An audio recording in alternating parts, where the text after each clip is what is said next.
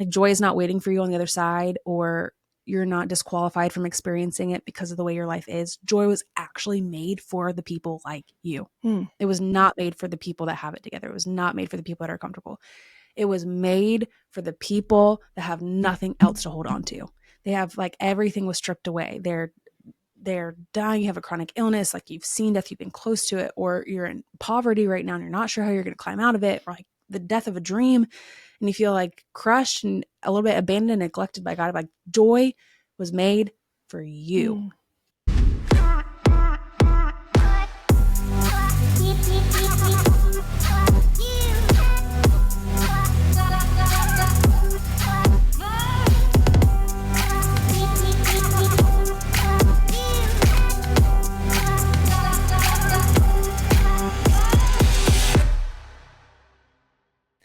Hey friends, and welcome back to this season of the Mary Marantz Show. If you are just joining us, this is a season we are lovingly referring to as the underestimated season, after the title of my third book, which just released this year, called Underestimated: The Surprisingly Simple Shift to Quit Playing Small, Name the Fear, and Move Forward Anyway. So all this season, which we are officially now extending all throughout the rest of 2025, I am being joined by some amazing guests, some all-time favorite past guests, and some brand new ones, as we sit down and have the deep, hard conversations we love to have around here about all the different faces of fear I cover in the book. Things like procrastination, people-pleasing, imposter syndrome, self-sabotage, second-guessing, perfectionism, and more. And today I couldn't be more excited to be joined by my incredible friend, Rachel Awtrey, as we welcome her back on the show to talk all about her first ever book, Love Your Life Even When You Don't Like It All the Time, and why doing the good work you were created to do often looks messy and mundane long before it becomes magnificent. Rachel, welcome back to the show. Mary, thanks for having me. This is so much I fun can't to wait. join I've been you. looking forward to this. I can't believe it's here. I can't believe it's here. As we are releasing this episode, it's going to be launch day. As we're recording this, it's not far from that. Can you believe it's here? We were talking about it in South Carolina like a year and a half ago.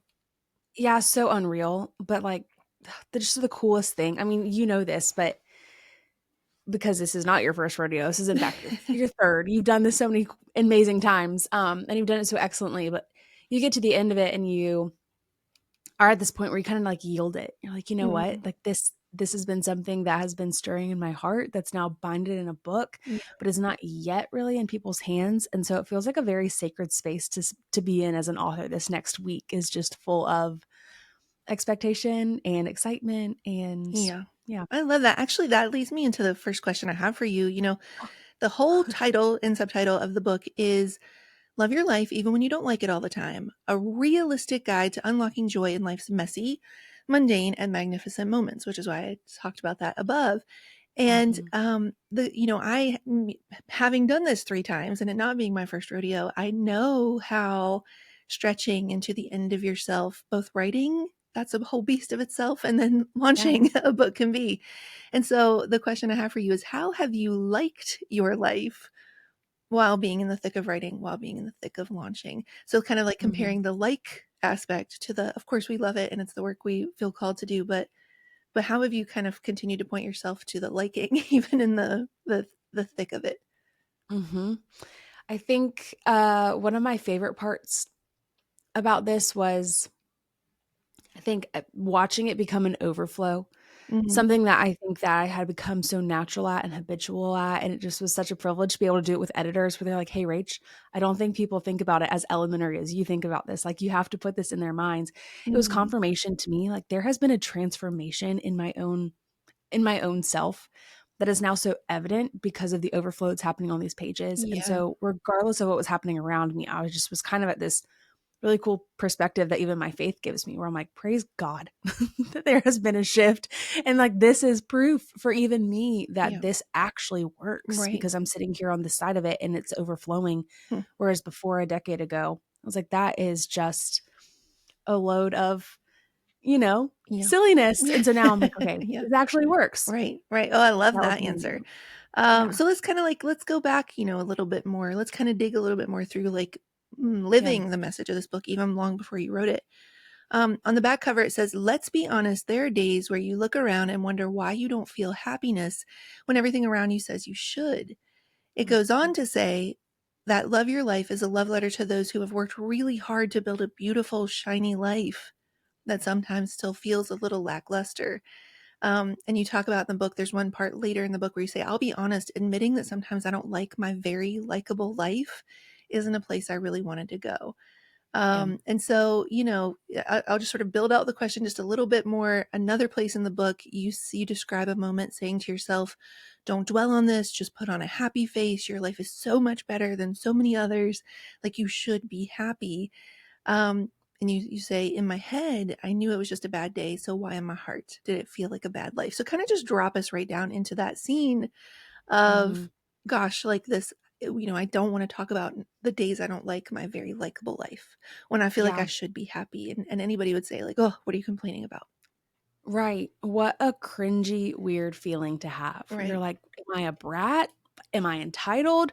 I know that I have privileges and I, for some reason, am still so discontent. And like that tension, that wrestle in my own heart kept me from saying anything that I was actually feeling out loud. Mm, Where I was like, you know what? There are actually a lot of parts of my life that are justified to be hard. yeah. And I'm kind of glazing over them for the perception that I'm a grateful person. Mm, But if you really were to like get in my heart and be a fly on the wall of the thoughts that I had in my own brain, I was absolutely not grateful. mm, And so like that's where that tension sits. And that is emotionally draining to be like, I'm just going to pretend that I like it because I'm supposed to, mm, because on the outside it is cute, but on the inside it's so cluttered mm, and I don't know where I go with these thoughts and who I can be safe to be honest with. mm. And hopefully we do have those safe people, but at the end of the day, like it's up to you to do the work, Yeah. to actually do the untangling of the clutterness. And so that's why I in my own in that scene in that season of my life, I was like, I'm not sure where this belongs, and I know that it's going to be messy. Mm, There's going to have to be a lot of unwiring to rewire, a lot of letting go to grab onto. It's both and. mm, And is that a work that I'm ready and willing to do? And it kind of got to the point where I got to the end of myself that you said earlier. I was like, I'm so sick of this. This is draining me. No one's getting the best of me. mm. I'm not getting the best of myself. I'm going to be living in this head for the rest of my life. Right. Like it's worth doing the work. And my life is worth fighting for. Yeah. So it's like, what is it if my life doesn't change, but maybe my brain can? Yeah. What would that actually look like? So Mm. we went on a little treasure hunt. Yeah, well, talking about the treasure hunt and talking about like the messy and like, me, we're just going to go another layer deeper there and like Mhm. really kind of get into some specifics. I'm going to read you, and I know that you've read this, so I'm going to set this up for anybody listening at home. A very short passage from Slow Growth, and then I want to answer the question that it raises. But I want to get into like some of the like, okay, like I can generally understand what you mean by not liking a likable life, but let's like talk about the like Mhm. mess of taking care of things you once asked for. So in Slow Growth, I wrote, "Growing up tends to do that to us. Somewhere among the mortgage payments and stainless steel appliances, the retirement funds, and the endless piles of laundry, we lose that wonder for a life we have spent a lifetime dreaming of. I used to sit with a blue spiral bound notebook outside the trailer where I grew up in West Virginia, drawing sketches and dreaming of the real house I would one day have. Now all I'm tempted to see is a kitchen that needs updating, perpetually dirty dishes, and a boiler in the basement that, if all the coughs and sputterings are any indication, we're going to need to replace pretty soon. We lose ourselves in our obligations and color coded to do lists. We feel tired all the time. We drink more wine than maybe we should. Food has started to lose all its flavor, and we just let the episodes run on the latest binge worthy television show, one after another, until all the plot lines blur. We're numb, we're checked out of our own lives, and we're not even sure we would recognize that wild thing untamed version of ourselves if she came and sat down on the couch beside us with her skinned knees and tangled hair, looked us right in our exhausted eyes that are mere reflections of her own, and asked the question we've been asking ourselves for far too long now. What happened to you? So, how Mm. would you answer that if little Rachel came and sat on the couch beside you on those days Mm. when you weren't liking your very likable life? Yeah. I'd say I totally mistook wisdom and maturity and adulthood Hmm. for something that it is absolutely not. That I subscribe to this belief and idea that if it is tidy, if it is professional, if it is figured out, then I've made it. And something I even walk through in my own book is like so interesting that we forsake fun in order to be polished Wow. and productive. But Right. what polished and productive is actually does include play. And so it is this like vicious cycle of, well, when we decide to not have fun or to forego the fun things and to call the frivolous things vain and say the small things are too small to actually hold meaning, we lose so much evidence for those moments that you get to where you're like, this can't be it. Yeah. And I have been on the other side now where I've collected the small things. Like I lean into the frivolous. Like I do choose color. Like we kind of full send on the fun. And not because I'm trying to be unrealistic or I'm out of touch with reality or I'm not being honest with myself. I think people see that as inauthentic. But I'm like, no, it's actually because I am honoring that little girl that's sitting on the couch next to me that like also loved and pursued the fun. And at what point did she let it go because she thought she was supposed to? I don't think we are ever supposed to. I think that's the fuel to get through the hard. Yeah. And it's not waiting for us on the other side. It's right here. Yeah. And it was that moment that kind of shifted for me. I was like, well, then, like what is there to lose? If I already don't like this very much, then like, what is there to lose? Like I might as well go try some stuff. And I did. And sure enough, it worked, which is wild. Yeah, there's this part in the book where you're talking about making chili. and Mm-hmm. and I just love that scene so much because I fall into that all the time where it's like we have this vision in our head. We're going to be the gatherer. We're going to bring people together. We have this recipe we've perfected. We're going to have the cornbread and the chili and it's going to be the perfect transition into fall or whatever.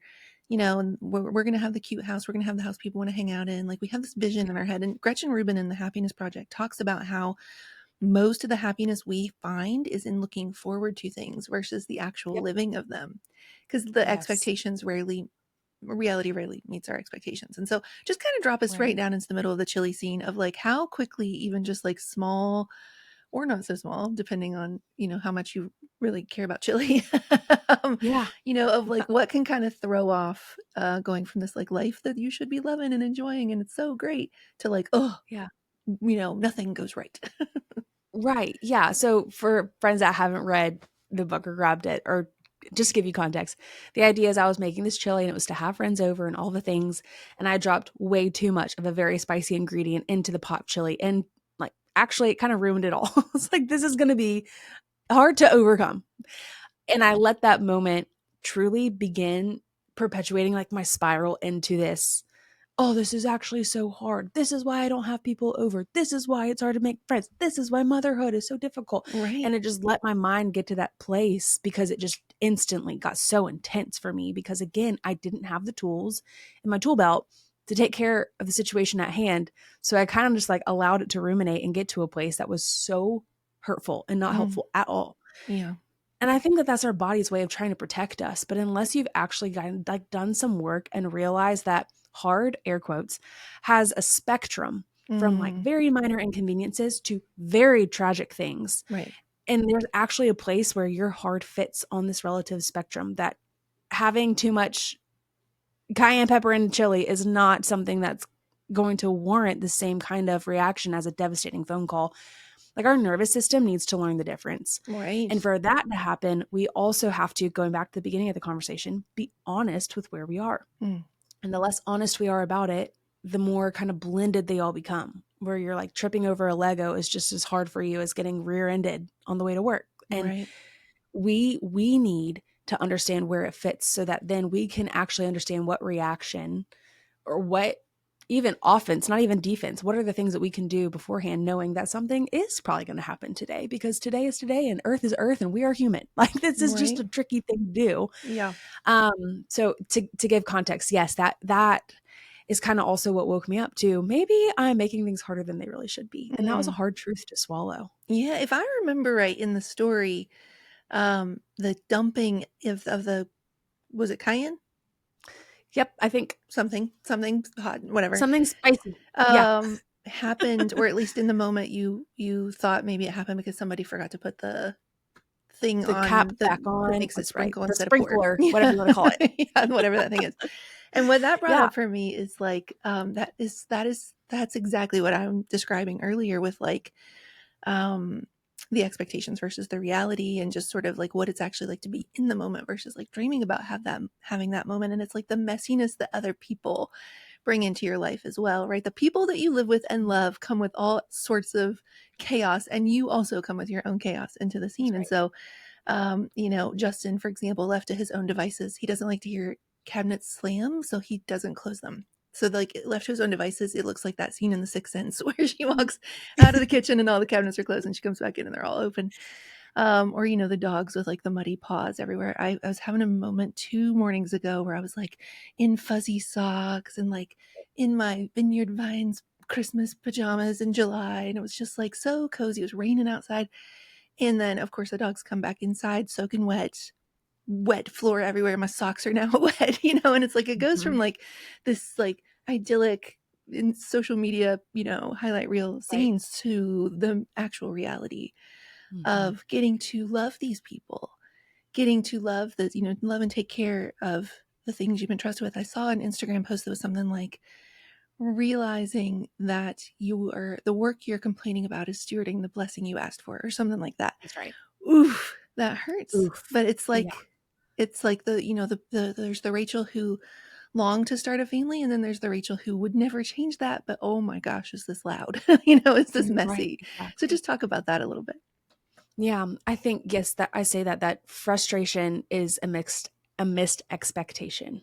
Yeah, So right. anytime that we are just holding some like grungy feelings, we're like, this isn't okay. Like this really frustrates me, or this feels very like heavy with friction. Oftentimes we really start to reflect it was because the husband got home late, the recipe didn't go as planned, the babysitter couldn't make the date night, the work meeting went over and it affected everything. It's a domino.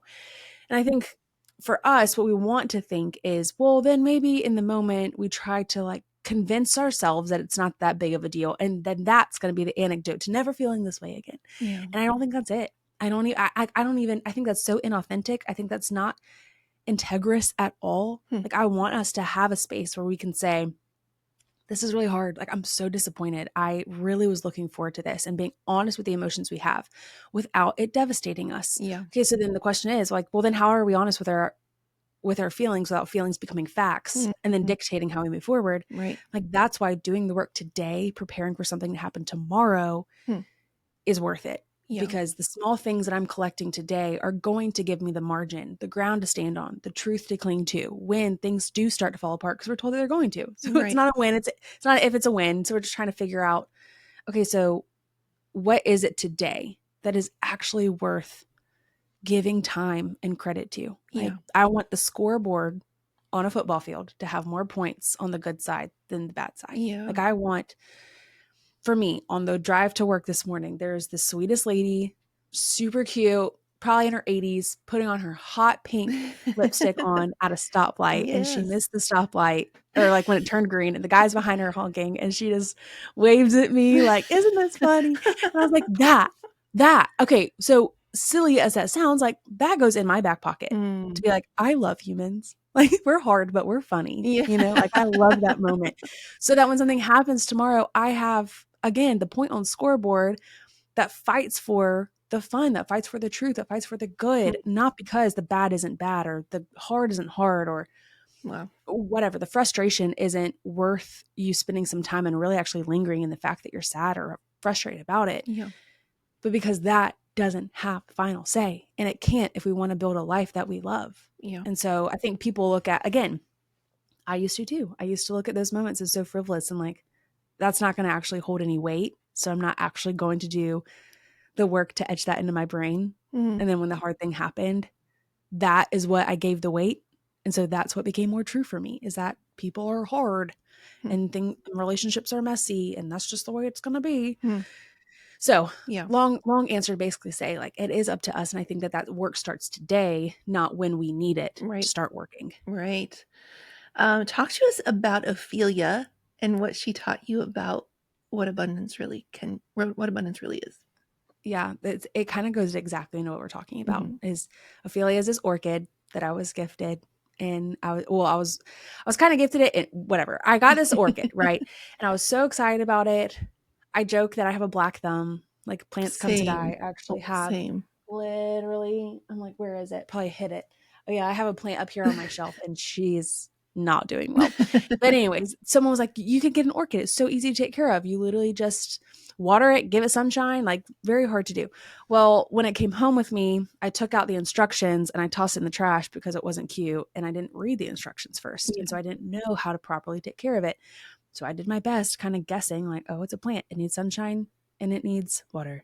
So I just kept watering it and I kind of drowned her. Like eventually all of her petals started coming off and the leaves started drooping and she didn't make it. I was so confused. And so I called some plant people in my life and was like, what's going on? Like, Mhm. well, how much are you watering it? I was like, every day. Why? They're like, oh God, Rachel, like she literally needs an ice cube a week. Like you have been smothering her.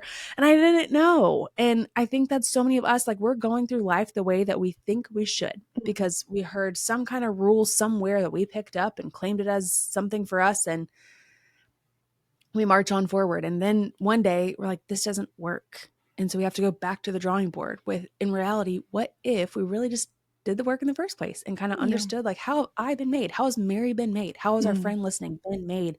And how is that different than the rules in 17 magazine we read when we were teenagers or like Yeah. the things that we've kind of just randomly picked up as truths along the way that actually don't work for us. Hmm.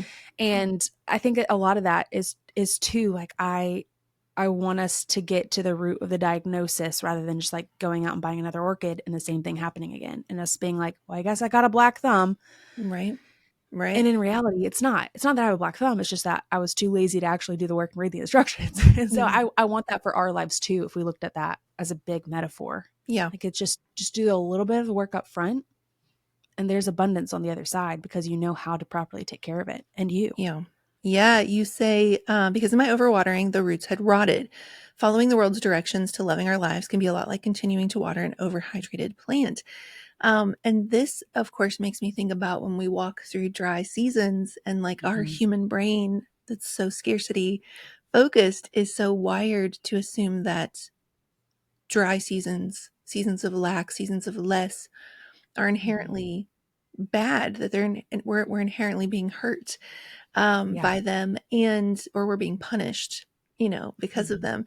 And so there's something really interesting there from a linguistics standpoint that this word abundance, which we think of as like the cornucopia of more, can Right. Like actually what we sometimes in want. our life mean less. So I don't know, maybe Mhm. just riff on that for a second of like what this has Mhm. been teaching you about, you know, abundant margin or abundant space or abundant less rather than abundant more. Yeah. Oh, come on. This is one of my favorite things. You and I could probably agree on this that just we've seen things we never would have seen that we never would want anyone that we love to see. Yeah. I can tell you I hold so much compassion. I am so much more resilient. I am quick to prayer. Mm, I need truth that's beyond what my brain can actually understand because I've been put in some very clunky places in life. And I think if I had never, I don't think I would be as compassionate. I'd be way yeah. too comfortable to ever be empathetic. I would be very quick to judge because I wouldn't have any context. Like I just would just be a really hard person to love and to be able to love. And I think that it's so interesting that the places that I felt lowest in my life, that felt driest in my life, actually produced the most actual fruit in me. I Yeah. became like resourceful. I had to build relationships. I had to apologize. Like I had to do some uncomfortable things that in return created a version of me that I'm more proud of being. And would I sign Mm, up for those things? No. Like right. I don't think I'd volunteer to go through it again, Mm, but I do like what God had for me on the other side. That yeah. also took me saying, okay, I can't change the circumstances, but I can change my posture. Like I can change my mind. Mm, It's like, what does this look like? And yeah. we all come to that crossroad. I just don't want it to take someone getting to a dry season to start doing the work. Yeah. Dry seasons will come. Like those things will happen. Like we will be barren and like frustrated and things will feel slow. But I say this in the book, like if we were always comfortable, we wouldn't need a comforter. If we could Mm, always fix our problems, we wouldn't need friends. Like if we, yeah. and it's those things that actually add the abundance to our life that we probably would never really lean into if we didn't quote need it. Yeah. Although we do, we wouldn't be convinced.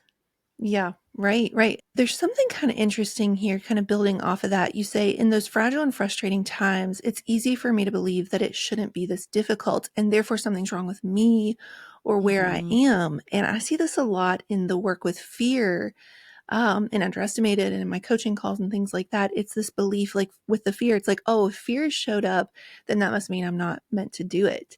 When in fact, it's Mm-hmm. often the opposite. That I talk about, like, fear is really busy. It's not very creative, but it is busy. So it has to prioritize. So it wouldn't show up unless the work you're about to do really matters. And we Mm-hmm. kind of attribute to fear, because it knows us so well. We mistake being known by love with being known by fear with being loved by fear. And we attribute to it this veracity and an integrity it doesn't have. And Mm-hmm. so there's something to be said for uh, if life was that easy. Like, I don't know, I read this thing once about these bees in space. That was a weird 90-degree turn, but we're just going to go there. Like, they took bees to space with zero gravity, and like they wanted to see how they would do. And then the first, they're like not having to work to fly, like they always have to work to fly, and they're like, this is amazing, and they're just sort of floating around doing, flips or whatever. But within like a week or two, they get very sick because they start to Mm-hmm. atrophy. They're not using their muscles I the way was that about to they say were. atrophy. Yes. Yeah. So Mm. fear shows up because we're doing work we're meant to do. Hard times show up to prepare us to build the muscles. Like, what would you say? Because there's just this tension there of like, we also don't think that this is a God who just messes with us for fun. No, Yeah. that is a really hard part that I've had to wrestle with who God is. Yeah. Like, if we're like, oh, well, God would never do anything bad, then kind of means that God is powerless because he can't stop it. And that's not true. He's Right. powerful. He knows everything. So then the truth that's really hard for us to wrap our minds around is he does allow it. And Mm. so he is powerful over it. And so I then begin to ask myself, like, what? Like, why? Yeah, like this Yeah. is ridiculous. And I think there's many different reasons why he allows it. One, because he's after our holiness, not our happiness. Like this Right. this side of heaven is not for us to live a great life and want to stay here forever. Like there's a country Mm. song. It's like, I'm ready to die, but not today. Or it's like Mm.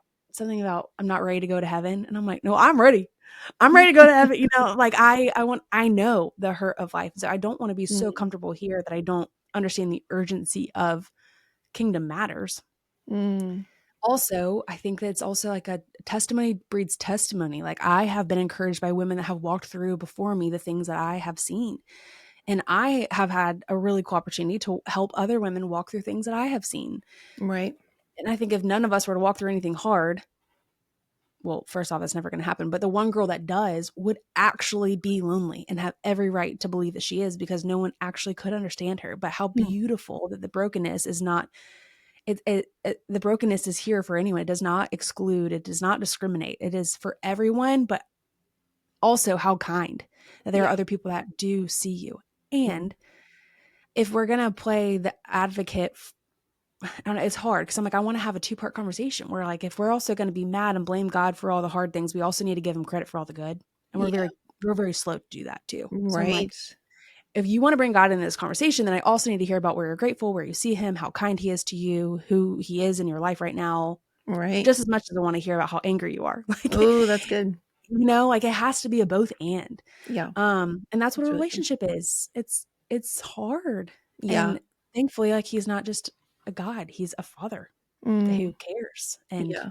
again, hard to hold. And I don't expect people, I think I have many questions I won't get answered on this side, Yeah.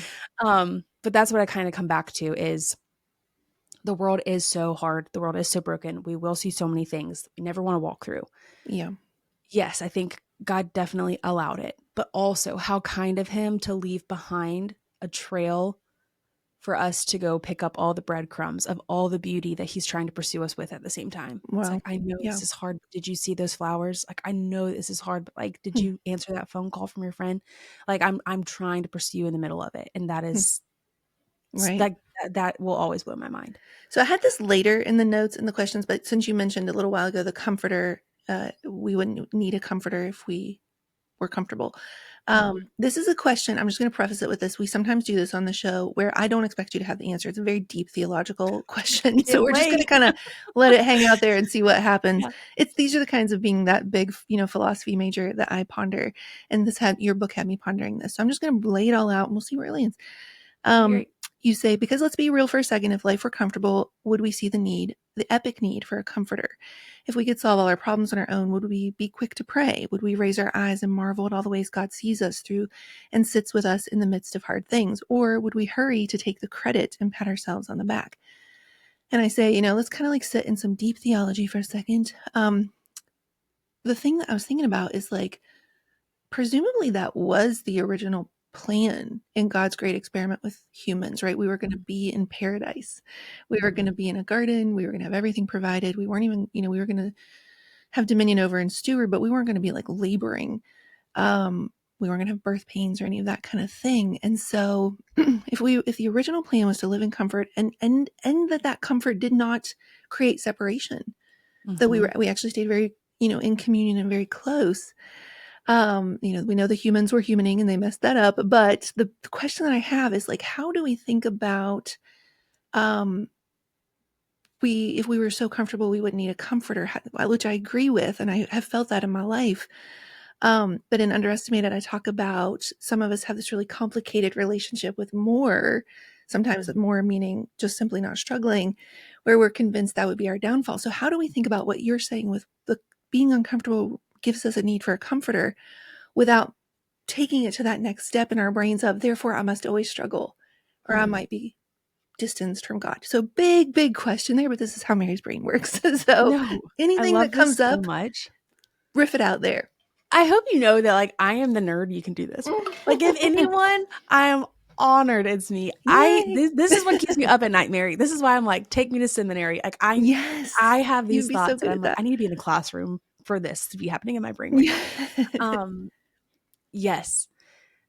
This is what's so neat about God not just being like a little G God. It's like he's a big G God, for lack of better terms, and like because he is a father and there's so many different aspects of him. Then we have the Trinity, and like we're given that he's like so multifaceted, but consistent. And so there are some times where like I think of like my relationship with my dad. Like sometimes I needed to crawl up on his lap and be like, I'm so embarrassed right now. Like, please help me. Yeah. Sometimes I needed him to sit down with me and give me the dad face and be like, I don't even have to say anything right now. Right. Like I think you're convicted without me even having to say anything, and like what's so beautiful about like the relationship my dad and I got to have while he was here is like he knew me and he wanted to know me. And so he was able to have that discernment of what I needed in that moment. Yeah.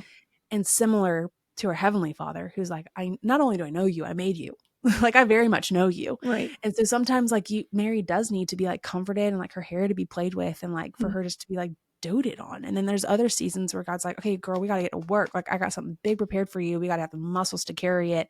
Yeah. We're going to do this together. Like I need you to partner with me. Get up. And I think that is like the cool part about who God is recognizing our humanity and that in different seasons, we will need different things. We're not robots.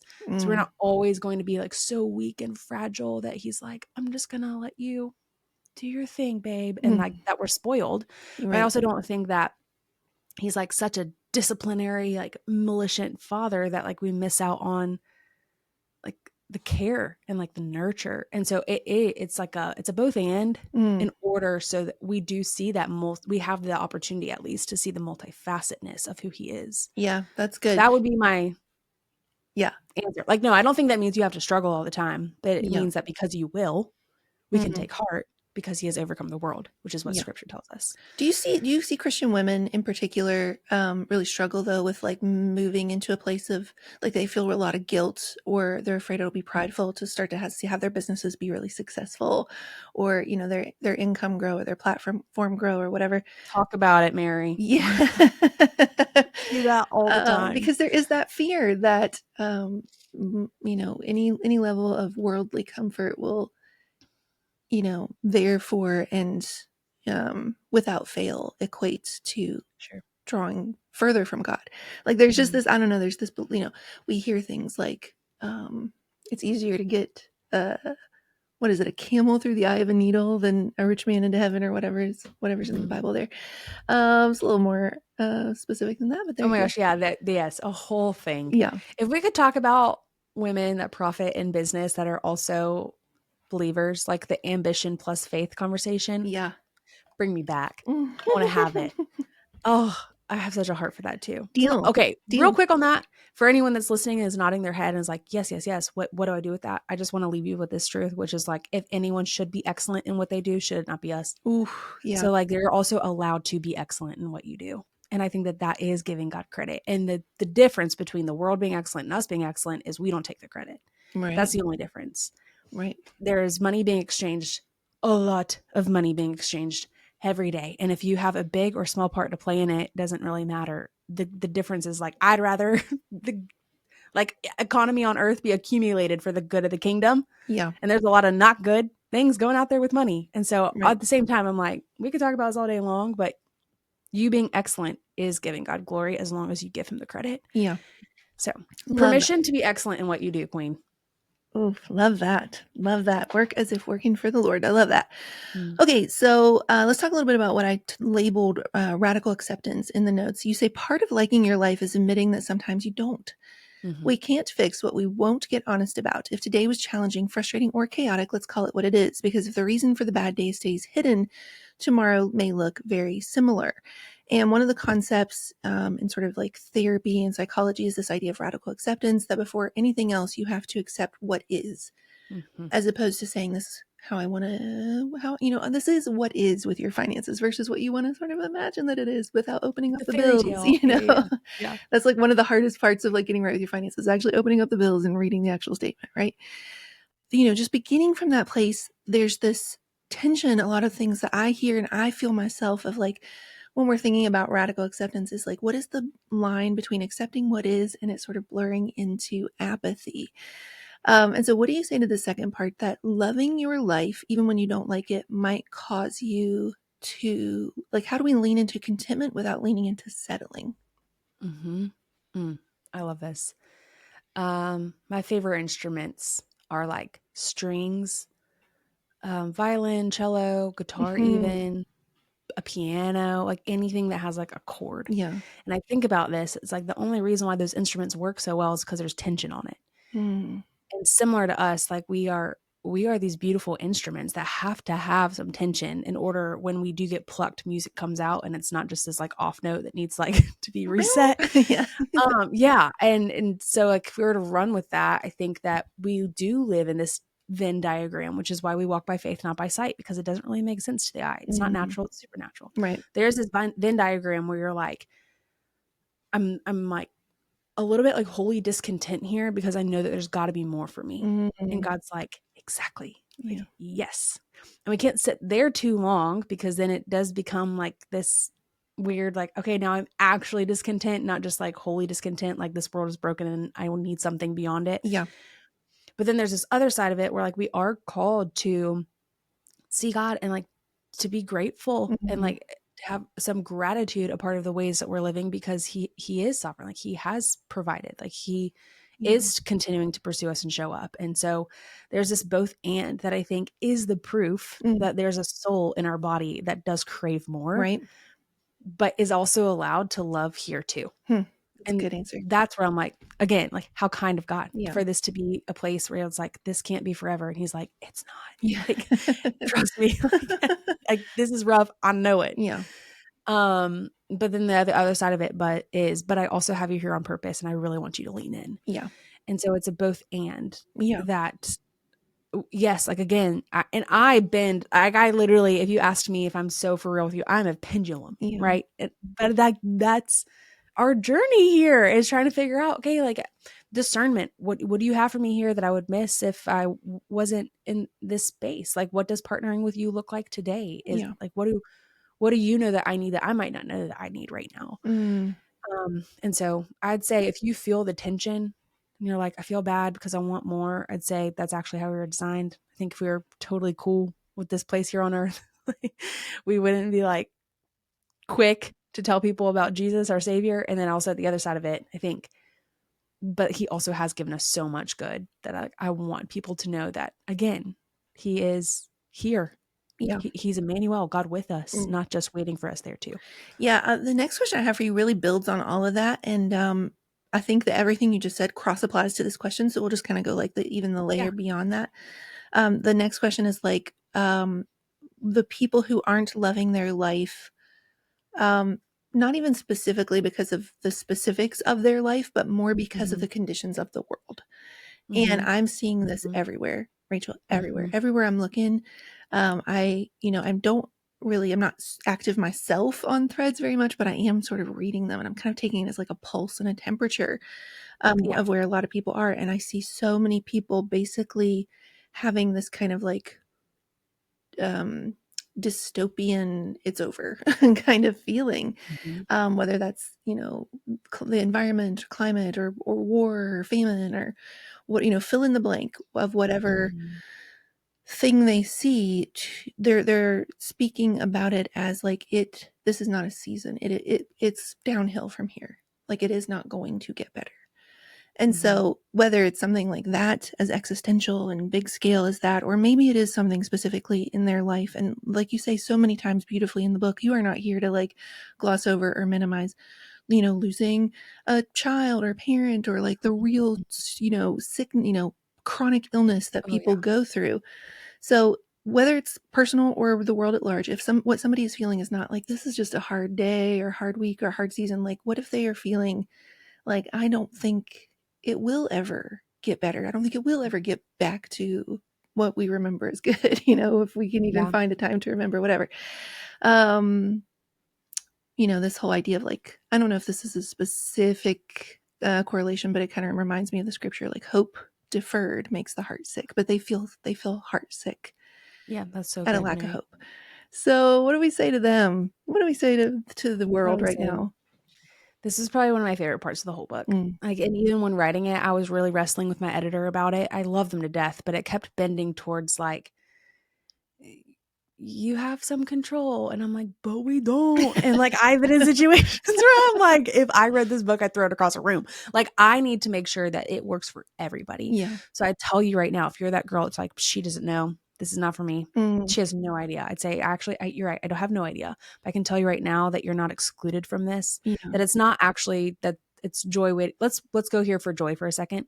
Like, joy is not waiting for you on the other side, or you're not disqualified from experiencing it because of the way your life is. Joy was actually made for the people like you. Mm, It was not made for the people that have it together. It was not made for the people that are comfortable. It was made for the people that have nothing else to hold on to. They have like everything was stripped away. They're dying. You have a chronic illness, like you've seen death, you've been close to it, or you're in poverty right now and you're not sure how you're going to climb out of it, or like the death of a dream, and you feel like crushed and a little bit abandoned and neglected by God. Like, joy was made for you, mm, not for the people like me that are having an okay day. yeah. And I think of even like, we want to talk about calamity and even just destruction, or like living a life here on earth and you're like, this is going to end terribly. I think like I can only help but think of the one person who should have had a hall pass on experiencing a life that he actually loved, but instead he leaned in all the way, was Jesus himself. He Yeah. came knowing that he was going to be betrayed. His friends were going to turn on him. As an 8-year-old, however, my friend Annie and I were talking about, it's like, however, an 8-year-old can actually understand that you're about to die because someone's going to murder you the most gruesome way. Like, Right. he walked his whole life with what could have been anxiety because he didn't really have like a timeline laid out for him, but he knew it was coming. Hmm. Yet, throughout all the gospels, he literally was going from party to party. Mm, He was going to weddings. He was turning water into wine. He right. was dancing. He was delighting. He was inviting himself over to people's homes. He was making friends, bringing them along, healing people that probably annoyed the heck out of him and did not deserve it. Like, he was full send on life, Hmm. even when he's like, I know this is going to end awfully. Yeah. And so instead of tapping out and being like, I'm just going to sit on the sidelines, I'm going to do my job and I'm going to get back home, Hmm. he was like, I'm not here for a long time, but I'm here for a good time. And that is what I love about who he is. And I'm like, if he was allowed to live that way, then what in my mind is stopping me from doing something similar? Wow. So I want that for our friend that's listening, that's like, she doesn't know my story. Mm, You're right, I don't, but am going to be brave enough to tell you this still applies. Wow. This is still for you, and more so probably for you than for anyone else that's listening. Yeah. Wow. And you have lived that, Rachel. You've lived that because we have two parallel stories, one that's in the book and one that I know came after the book. You talk in the book about your dad being really sick growing up, and then he gets this miracle that saves his life, only to then lose him a few years later. And then you also, as you had already turned in this book and you were gearing up to launch this book, walked through a very hard loss that you shared publicly. So talk to us kind of as we're sort of wrapping up about what you learned through writing the book that you then immediately had to put into practice as you were getting ready to launch the book to love your life at a time you most certainly did not like it. Right. I'm so glad you brought this up too, because it's just like a 30-second behind the scenes. Yeah, so I wrote the book in a really okay season. And like I said earlier, it was an overflow. And I was like, I got this. I know this. Oh my gosh, look how easy this is to write. And then I turned in and it was like as soon as the edits came back, sorry, pardon my French, crap hit the fan. And I was like, what's happening? Like husband lost his job, like airplane crashes happened, like just like things, like calamities just started falling apart. Like got pregnant, didn't know, lost the baby, like just things. And I was like, this is torture. And then I was also looking at my manuscript across my office, almost wincing, like, oh my God, what am I about to put out into the world? And does it even work? Because I need it to work. Right. I need this to work for me. So I went into my audiobook and I had a prayer warrior group praying over me because I just felt so much like warfare going into this. Cause I was like, who am I? I felt like fraud. I was like, who am I to write this message when I'm walking through this? Will it even apply? God, I hope. Like, what if it doesn't? Do I go back? Do I recant everything, start over? I just was terrified. I remember I got through reading the audiobook and I sat at the end and David, my sound producer, had to just like, give me a moment. I'm going to cry again. He's like, let me weep. It's like, this works. It so works. It's for everybody. It's meeting me in the middle of where I am. Like, I am the avatar reader. I'm like, Lord, thank you. Like, it ministered to me. And then that's what's so cool. I'm like, what a cool blessing. He allowed me to put my name on it. Wow. But it was so spirit breathed because there was even some things I read. I was like, I don't remember writing that. Yeah. Isn't that wild? You know? Yeah. And I'm sure you've thought the same when you're like, that was profound. Yeah. This is really good. Yeah. Really good. Yeah. So I just like hear me say, like, I doubted it too. Even recently, I doubted it too. Even after the words were typed on the book, it was printed out. I was like, oh, snap, this better work. And it does. And so for our friends, I just say, like, you can, and I say this, and this is the one thing that I think I took away from even rereading it, was you can nod to the hard things without bowing to them. Do not give them the say. Like, do not give them the final say so, the power and the credit. That's not where that belongs. And when you do the shift, it's wild. Yeah. How you do start finding capacity for joy and enjoying life no matter what. Wow. Wow. So good. Well, I could talk to you forever and ever and ever. I know. Call me later. Never. Okay, deal. Let everybody know this is launch day for you. So as this is airing, so where can they find you? Where can they find the book? Any bonuses? Your podcast? Like, let them know all the things. Something, if there's anything you want them to know right now, let them know. And just thank you for taking the time to pour into our listeners and everybody who tuned in with such authenticity and vulnerability and realness and heart. And also, I think like if somebody listened to this whole episode and didn't like catch your joy as contagious as it is, then they need to just go re-listen right now because I'm walking away from this later than I walked into it. So tell them all the things. I love you, friend. Yeah, you can find the book wherever books are sold. There is the audiobook version. It's very fun. Nice. I will say that. Like, we cackled through it. We had to pause because I couldn't catch my breath from laughing, and then we went again. It's really fun. And then, there are pre-order happies that we're actually honoring for the rest of this week. So if you catch this, you're like, oh, snap, I really want those still. We've got some really fun things you can get your hands on, like a private playlist and some fun other happies and downloadables. So you can go to rachelawtrey.com/book to cash that in. Nice. And then, Mary, I don't know if you know this, but we're going on tour. So we're heading up we're hitting up some cities. So if you're listening to this and you're like, I need to give her a hug, like, I want your hugs. Come hang out with us, bring your book. I'd love to sign it and just say, hey.